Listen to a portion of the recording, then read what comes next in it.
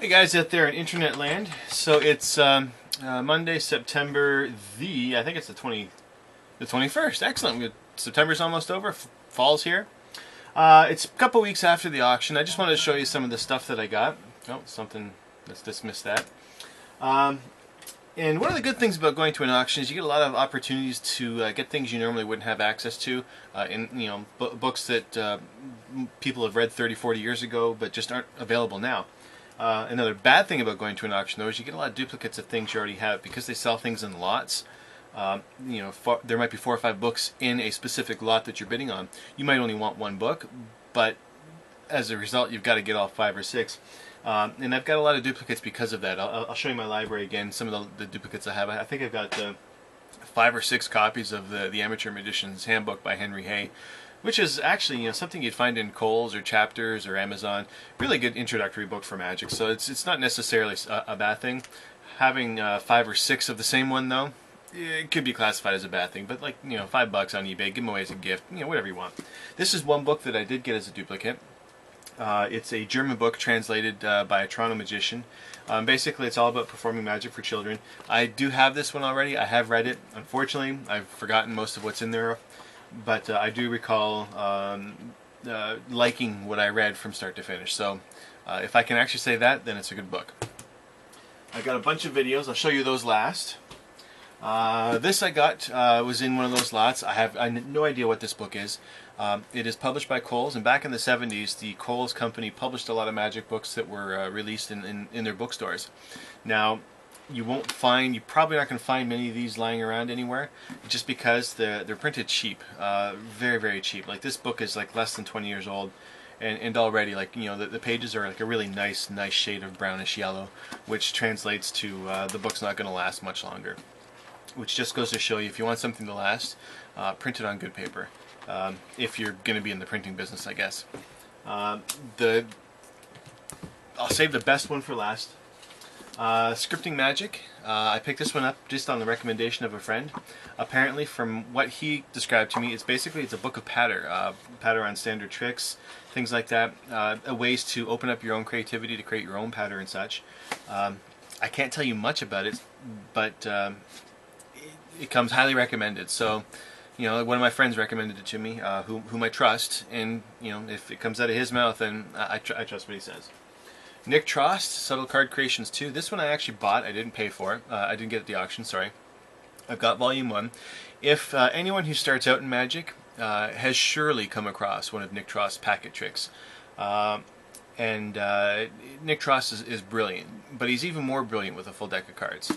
The first book had a few effects in there that my wife and I even argued about how things worked and why they worked.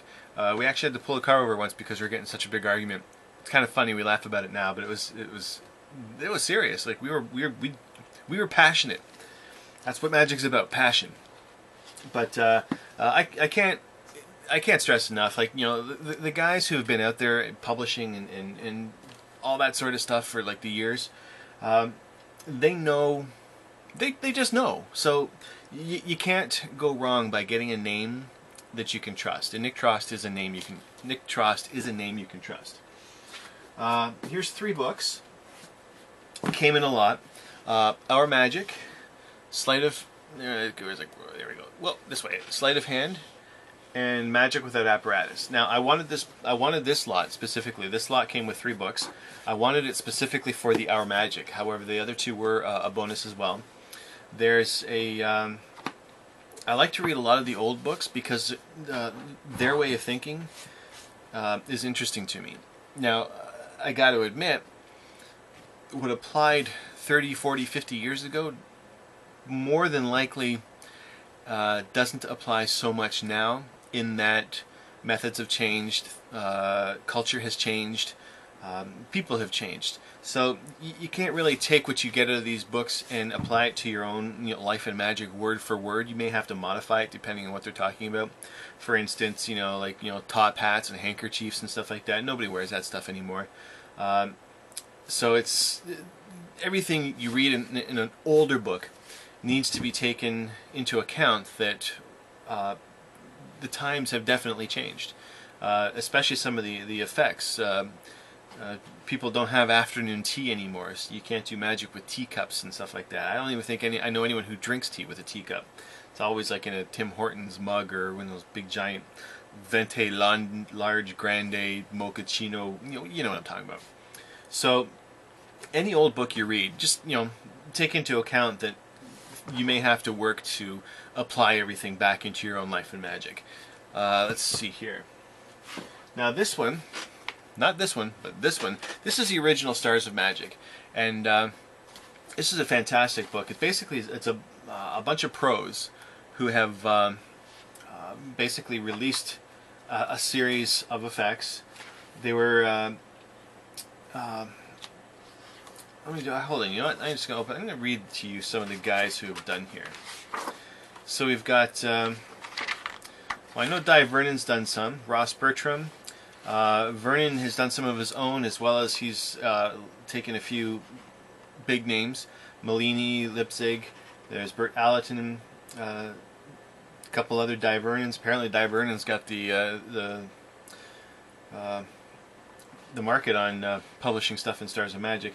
But basically, I picked this up because it was the first edition. Now, someone said to me that the first edition has slightly better pictures. However, I don't agree with that. The pictures in the first edition seem to me a little more grainy, and I wouldn't say faded, but not necessarily crisp. When I look at the same pictures in the recently republished Stars of Magic, they're still not as crisp, but the pictures are a little smoother. So basically, it's pro and con to each their own.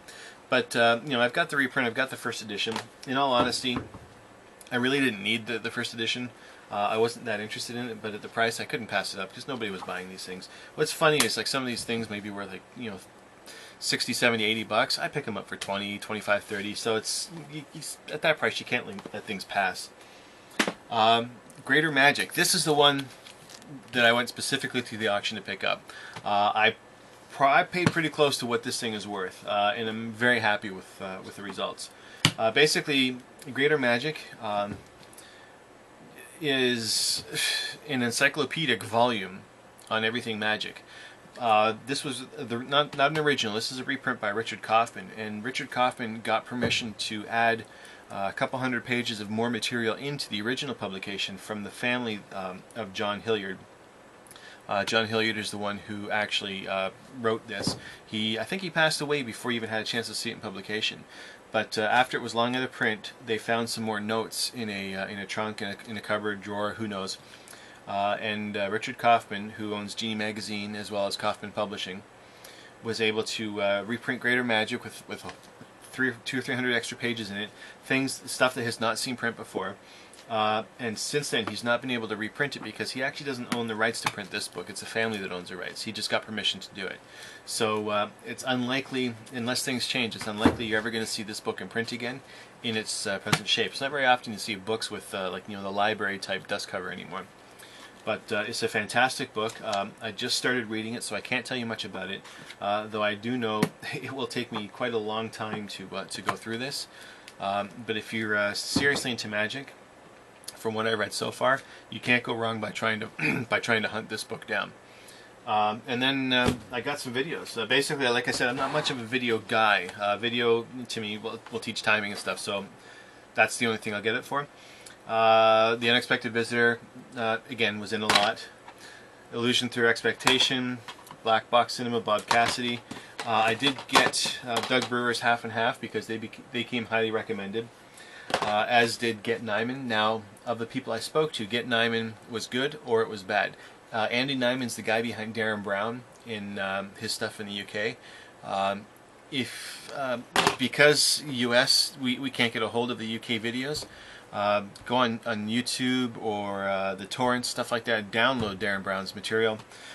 It's not stuff you can do, it's like basically a show that he does. Trick or Treat is one of his better ones. But unbelievable. Darren Brown is just brilliant, and if this is the man behind Darren Brown, there's some gems in here. And then there's a French guy, Etienne Pradier, that I don't know anything about, but I like watching guys I don't know about because it just allows me to go in with zero expectation and be impressed right from the start. So on that note, I'll let you go. This is basically everything I got. I'll tell you more about other stuff later. Maybe I'll do another video later on today. Bye.